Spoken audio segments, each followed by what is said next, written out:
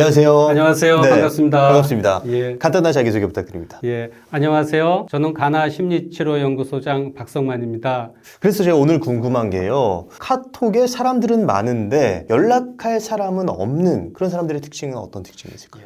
카톡에 굉장히 많은 사람이 있는데 연락할 사람이 없다. 친구들끼리는 서로 정을 주고받거든요. 정을 주고받기 때문에 서로 연락을 합니다. 그걸 봐서는 정을 주고받을 수 있는 심리적인 능력이 좀 부족한 사람이다. 이렇게 이야기할 수가 있어요. 그래서 첫 번째는 이런 분들 보니까 인간관계에 두려움이 있어요. 내가 만약 상대에게 정을 줬는데 상대가 내 정을 받아들이지 않으면 어떻게 할까? 자기 정에 대한 확신이 없는 거죠. 그리고 상대가 나에게 정을 줬을 때 그 정에 상대의 진심이 담겨져 있을까? 이게 의심이 되는 겁니다. 그러니까 차라리 정을 주지도 말고 받지도 말자. 미운 정, 고운 정이 아주 좋은 거거든요. 그게 안 되는 거죠. 이게 첫 번째입니다. 그리고 두 번째는 사람 또는 세상에 대한 불신이 있어요. 세상에는 믿을 만한 사람이 없어. 그래서 정도의 차이는 있지만 세상 모든 사람이 가상의 적이 되는 겁니다. 그리고 이런 분들은 어디 가든지 묵시적인 우군과 적군을 나누게 됩니다. 그러니까 눈치를 보게 되죠. 절대 내가 먼저 연락을 안 해요. 그래서 이런 분들을 보게 되면은 어린 시절에 분리불안이 원인인 경우가 많아요. 부모로부터 분리불안이 있는 거거든요. 그 분리불안을 사람과 세상에 투사하게 되는 거죠. 그러면 이제 세상에 대한 불신을 가지게 되는 거고요. 그리고 마지막 세 번째가 있어요. 혹시 운동형 외톨이 그런 얘기 들어보셨죠? 들어봤죠. 네. 운동형 외톨이나 외로운 늑대나 같은 개념이에요. 이런 사람의 특징은 뭐냐면 자기 일에는 깊이 몰입을 해버려요. 그러나 자기 외의 사람에 대해서 관심이 없고 자기 외의 세상에 대해서도 관심이 없어요. 오직 자기와 자기가 하는 일에만 관심을 가지게 돼요. 근데 이런 사람들 중에 보면 대체로 위대한 업적을 갖고 있는 사람이 굉장히 많아요. 많은 사람이 있지만 제가 한 분만 예를 들어볼게요. 쇼펜하우어 철학자 아시죠? 요즘 쇼펜하우어가 굉장히 인기입니다. 근데 쇼펜하우어는 운동형 외톨이에요. 거의 친구가 없어요. 그런 자기의 성향을 가지고 철학에 전념할 수 있었던 것이죠. 이처럼 그런 운동적 것들이 외로운 늑대 이런 분들이 있어요. 이런 분들은 다른 사람하고 연락하는 걸 싫어해요. 자기 안에 몰입하고 빠지고 자기가 하고 있는 일에 전념하는 걸 좋아하거든요. 근데 이런 분들 중에 이렇게 사회적 성취를 한다면 문제가 되지 않아요. 근데 사회적 성취도 없이 운동만 한다면 어떻게 되겠어요? 그거는 많은 문제를 가지고 오게 되겠죠. 그래서 이게 이제 조현성 성격장애 이런 진단을 받을 수도 있게 되는 거죠. 대체로 이 세 범주에 들어가는 것 같아요. 이게 결국에 이제 타인에 대한 어떤 두려움과 불신 때문에 내가 이제 연락처에 연락할 사람은 많지만 선뜻 먼저 연락하기에 두려운. 그렇죠. 사실 그냥 연락하면 되는 건데. 연락하면 되거든요. 두려운 게 왜 두렵냐면은 상대가 거절하면 어떻게 할까? 그것 때문에 두려운 거거든요. 상대가 거절하면 어떻게 하면 됩니까? 그러면 너하고는 맞지 않는구나. 내가 10사람에게 연락을 했을 때 그중에 5명이 거절을 한다면 5명은 오케이 할 수 있거든요. 오래전에 한 7, 8년 된 것 같아요. 유럽에서 이런 실험을 한 적이 있어요. 어떤 집단에 있든지 나에 대해서 호감을 가지고 있는 사람은 30%, 나에 대해서 아주 적대적인 생각을 가지고 있는 사람은 20, 30%, 나머지 한 40에서 60%는 적대적도 아니고 그렇게 호감도도 아니고 보통 정도로 생각한다는 얘기죠. 그래서 먼저 카톡 연락을 해서 저쪽에서 또 긍정적인 반응을 보이면 주고받으면 되고요. 아니면 너하고는 코드가 맞지 않는가 보다. 그런 생각 가지면 되거든요.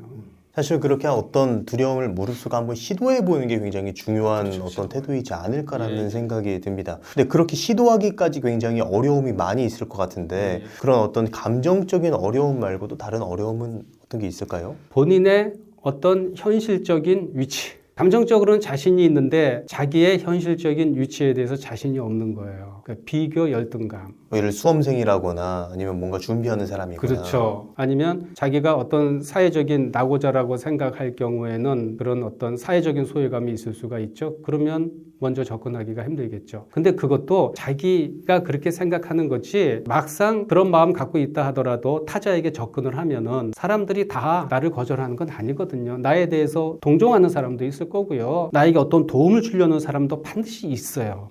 사실 굉장히 좀 공감이 가는 게 저도 예전에 그 한참 유튜브 준비하고 불안정했을 때 안정적인 친구들이 있었어요. 근데 그런 안정적인 친구들한테 먼저 연락을 하는 게 괜히 꺼려지고 또 연락을 안 하다 보니까 그 친구들끼리 만나가지고 뭐 여행도 가고 그러는 게 한편으로는 질투가 되기도 하고 그러면서 스스로의 어떤 그런 악순환 속으로 빠져드는 맞아요. 그런 경험을 하기도 했는데 이런 상황에서는 그 악순환을 끊어내기 위해서 어떤 노력을 하면 좋을까요? 그게 이제 외로움, 소외감이 계속 악순환이 되거든요. 사실 용기가 필요하다고 생각해요. 근데 이 용기는 어떤 때는 저는 만용도 좋다고 생각해요. 만용도 좋다. 근데 그 만용이 다른 사람에게 피해를 준다면은 그거는 사회적인 손실이 있겠지만은 자기 자신이 동굴 밖에서 나오는 그런 만용은 저는 얼마든지 괜찮다고 생각을 해요. 때로는 이런 느낌이 들 때도 있습니다. 사람이 많이 있는 곳에서 뭐 예를 들어서 제가 어떤 모임을 가거나 이렇게 사람이 많이 있는데 이곳에서 혼자라고 느껴져서 외로움이 느껴질 때 이럴 때도 있는 것 같습니다. 그렇죠. 네. 고독과 외로움의 차이에 대해서 좀 말씀을 드리고 싶어요. 먼저 고독은 혼자 있지만 혼자 있지 않는 거예요. 그러니까 견딜만 해요. 고독한 사람은 자기 내면의 대상 세계를 가지고 있어요. 내적 대상이라고 그러죠. 그래서 혼자 있지만 외롭지 않아요. 약간 즐거운 고독이 있거든요. 거기서 창의성이 나오는 거죠. 그러나 외로움은 정말 혼자 있는 상태. 내적 대상이 없어. 그러니까 자기 외로움을 이길 대체물을 막 찾으려고 하는 거예요. 대상을 상실했거나 세상은 나 혼자다. 이게 보통 외로움이다. 저는 그렇게 정의를 내리거든요. 간단하게 정의를 하게 되면은 고독은 내적 대상이 있어요. 혼자 있지만 혼자 있지 않아요. 내적 대상이라는 게 뭐죠? 내적 대상이 뭐냐면 사람이 일생을 살면서 굉장히 많은 인간관계를 경험하거든요. 그래서 대상을 어떻게 보는지 자기 안에 어떤 표상을 갖고 있어요. 그 표상을 가지고 우리는 관계를 맺는 거거든요. 가령 제가 최 선생님하고 지금 관계를 맺을 때는 제가 그동안 경험한 많은 인간관계가 있어요. 그 인간관계를 최 선생님에게 투사하면서 이렇게 관계를 맺어가는 거거든요. 근데 너무 외로운 사람은 자기 안에 대상 표상이 상당히 부재해요. 오히려 부재할 수도 있고 또 표상이 안 좋을 수도 있겠네요. 그렇죠. 예. 안 좋은 경우가 대체로 많아요. 전혀 부재할 수는 없겠죠. 안 좋은 게 많아요. 그러니까 대화를 하다 보면 자꾸 부정적인 것을 상대에게 투사하게 되죠. 그럼 상대가 내 얘기 받아주지 않죠. 그러니까 또 외로운 거예요. 그래서 외로움이라고 하는 이 통로를 통과해가지고 뭐 고독을 만난다면 더 이상 고독은 고독한 게 아니에요. 인간의 어떤 감정적인 것을 경험하더라도 거기에 눌리지 않을 거다. 저는 그렇게 보거든요. 근데 여기 한 가지 문제가 있어요. 그렇게 생각하면 좋은데 많은 사람들이 외로울 때 어떻게 합니까? 자꾸 대체물을 찾아요. 그래서 혼술이 많이 늘어나는 거죠. 제가 좀 혼술을 즐깁니다. 그렇습니까? 뭐 적당한 혼술은 괜찮아요. 네. 그것도 자기를 또 위로해 주니까. 근데 혼술 할 때는 좀 위로를 받는데 혼술이 끝나면 또 외롭거든요. 그러니까 나 친구가 없다. 그래서 친구를 막 사귀고 사귀 모이면 막 나가요. 그러나 그래도 외로워요. 나 일이 없어. 그래서 일을 막 만들어. 근데 집에 오면 또 외로워요. 그래서 외로움을 우리가 대처하는 그 첫 번째 방법은 뭐냐면은 인간은 외로울 수밖에 없다고 하는 그 실존적인 현실을 받아들이는 거다. 그렇게 얘기할 수 있을 것 같아요. 제가 소장님 이야기를 들으면서 궁금했던 점이 안에 내적 대상이 있는 사람, 긍정적으로 있는 사람이 좀 이제 외로움을 고독으로 승화시킬 수 있다라고 말씀해 주셨는데 내적 대상의 표상이 부정적인 사람이나 부재한 사람은 좀 어떻게 외로움을 고독으로 승화시킬 수 있을까요? 우선 내적 대상이 어떻게 생기냐면 부모님하고 괜찮은 관계를 통해서 내적 대상이 형성이 되는 거거든요. 항상 좋은 경험만 할 수 있는 건 아니에요. 그냥 비교적 괜찮은 경험이 아주 좋아요. 그런데 부재하거나 그것이 나쁜 사람은 초기 부모님과의 관계가 별로 안 좋아요.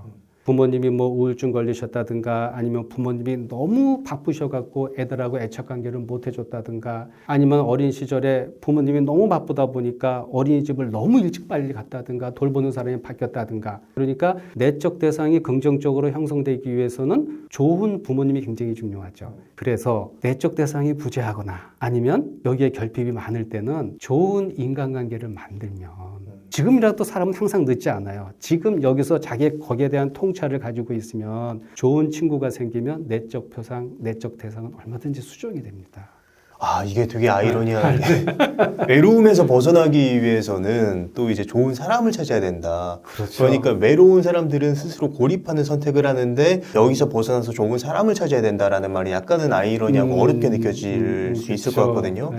그렇다면 좋은 사람이라는 게 좀 어떤 사람을 좋은 사람이라고 정의할 수 있을까요? 학생들이 이런 얘기를 해요. 교수님, 그럼 아주 간단하게 얘기해서 어떻게 하게 되면 정신적으로 건강하게 살 수 있어요? 한마디 간단하게 얘기해 달라는 거예요. 그럼 저는 좋은 친구를 사귀어라 이렇게 얘기해요. 그럼 학생들이 고민을 하죠. 좋은 친구? 아, 그거 진짜 어려운데요. 좋은 친구 사귄다는 게. 어떻게 좋은 친구를 사귀는지 그 방법을 좀 알려주세요. 간단합니다. 당신이 먼저 친구에게 좋은 사람이 되라. 근데 저는 모든 인간관계의 비법이 거기 있다고 생각해요. 내가 먼저 좋은 사람이 되는 거예요. 너가 친구들에게 원하는 것을 내가 먼저 해주는 거. 사실 굉장히 중요한 얘기를 해주신 게 이게 내가 의존적인 사람이면 이제 가스라이팅을 하는 사람을 만나기 쉽고 내가 굉장히 방어적인 사람이면 그만큼 인간관계를 맺기가 어려울 수밖에 없는 게 현실이잖아요. 결국 그렇기 때문에 내가 가지고 있는 어떤 심리적인 약점을 찾아가지고 그걸 보완했을 때 내 주변에도 좋은 사람이 있을 수 있는 그런 환경이 조성이 되는 게 아닌가라는 생각이